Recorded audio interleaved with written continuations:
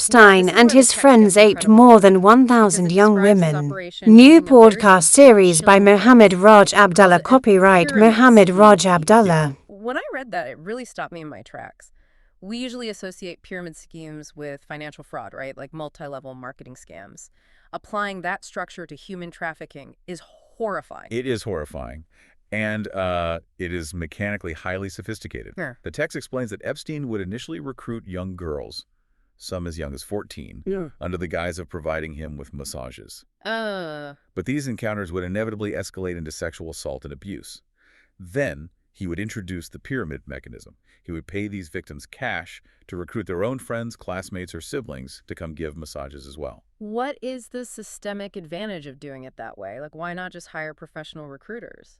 Because turning victims into recruiters does two incredibly insidious things.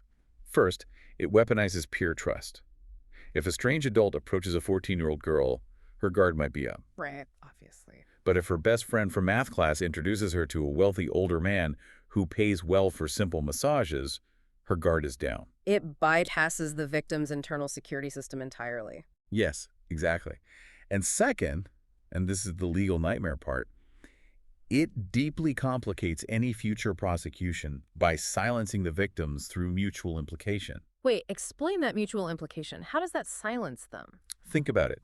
If you are a victim who was abused, but you also accepted hundreds of dollars to bring 3 of your friends into the house who were also subsequently abused, you are now terrified to go to the police. Oh, wow. Because you feel guilty. Right. You feel legally and morally culpable.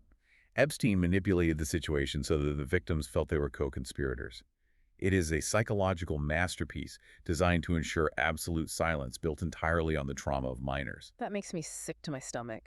And the scale, according to the author of this text, reflect how effective this system was. The text states that Epstein and his associates raped over 1,000 young girls over a 20-year period. Over 1,000. That is just staggering. And it wasn't just Epstein consuming this exploitation either. No. The text details persistent allegations that Epstein lent victims to his powerful associates. And the purpose of this lending was allegedly twofold. 1, to maintain his influence as a purveyor of illegal access, and 2, to potentially gather blackmail material on the most powerful men in the world. Which loops right back to Tayyab Ali's point about elite immunity.